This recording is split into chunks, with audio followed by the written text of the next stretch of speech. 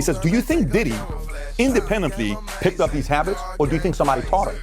And who taught him? He dropped two names of who he claims that taught Diddy these bad habits of what to do with boys, and he says Usher can stop it because there's something that he... You're somewhat defending Diddy a little bit and protecting him and putting more of the onus on some of the guys at the top. Well, all due respect to Puffy, you gotta realize one thing. He didn't start off like that. I'm quite sure somebody taught him that, and that's more deep in the industry. These guys who got involved with a lot of people who were their mentors, instead of having guys to mentor your own father, they was having these guys they mentored. It was done to them, they do to the next person. So I felt that Puffy was a regular, normal guy. And then when he started hanging with the guys in the industry, they did things to him, and then allegedly he did things to Usher. It goes on and on. But we got to stop this pointing the finger at the person who gets caught with their hand in the cookie jar. Where did it start from? But see, people don't want to touch on those angles that just started being the major executives who run these labels. So you guys want to speak on the people who got thrown on the bus, the sacrifice lamb. So if you're saying what Diddy did to Usher or what Diddy did to Bieber, if he was their mentor, who was Diddy's mentor? Well, number one was Clyde Davis. And you got to understand one thing. I started Death Row. You got to remember one thing. I didn't have no co-founder, nobody else. I started that company on my own and grabbed the Dre. At the end of the day, it was like this.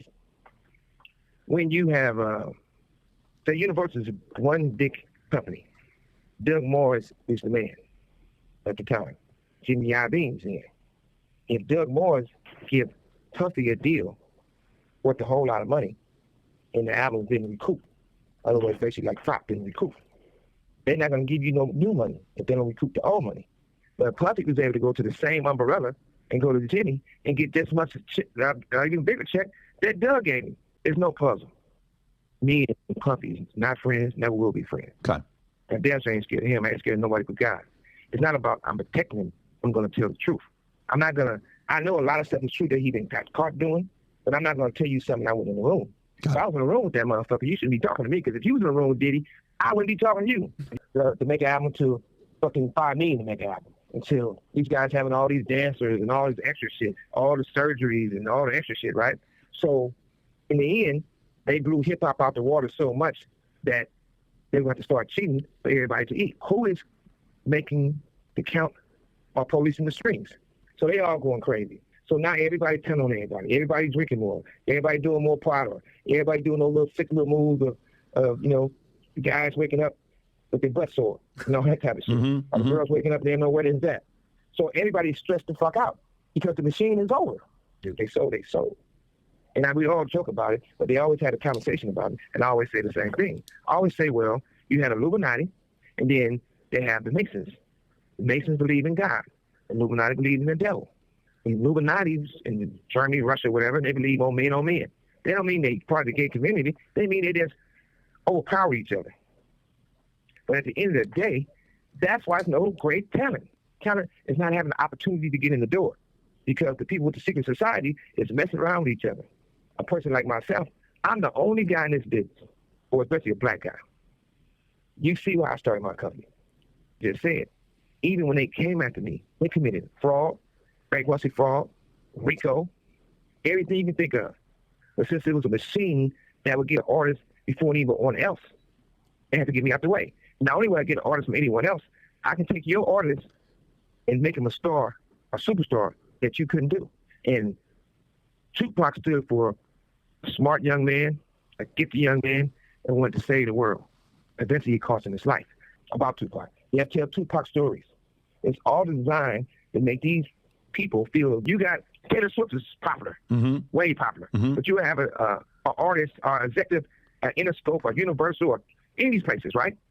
Why do they got more security than Taylor Swift? She on tour busting her ass, and they making just as much money as Taylor Swift and got more security than Taylor Swift. That seems like something wrong with that picture. Well, what point are you trying to make here when you're talking about the Freemason and Illuminati? One is driven by love, the other one is driven by God, and the other one is driven by the devil. What do you mean when you're saying these guys are selling their souls? What does that selling your souls mean? Because most of the time when they go to these meetings at the major entities at these companies, they joke and talk about these type of things. And regardless if they believe it or not, it's always a joke. To be able to do what a lot of these executives did that taught somebody like Diddy Is that even possible today? Meaning, did social media fully eliminate that business model where the next generation of young talent are now protected? No, nobody's protected yet. But that's okay. We're going to talk about Puffy. All right, listen to this. There was a guy named Barry Gordy, and you know who Barry Gordy is. Mm-hmm. Now, I went in the room with Barry Gordy, but everybody knew that Barry Gordy hits both sides of the fence, they always say. So Barry Gordy was the guy who had the Jackson 5, who eventually conned Michael Jackson because Joe Jackson was a Jehovah's Witness. And they said, Michael, you come hang with us, you can get toys. They might got Michael some more than toys. Then it was Quincy Jones with Michael. And you know exactly where I'm going with this. Next thing you know, Michael Jackson, allegedly, they said he started partying with younger boys. So where did Michael Jackson get it from? Barry Gordy was touching on Michael Jackson. You wouldn't have a problem to say that Quincy Jones was touching on Michael Jackson. And you wouldn't have a problem to say that Michael Jackson was touching on little boys. But what the problem come in at, and we start talking about the Clyde Davisons and the other people, and it goes down to Puffy, that's where the buck stops at.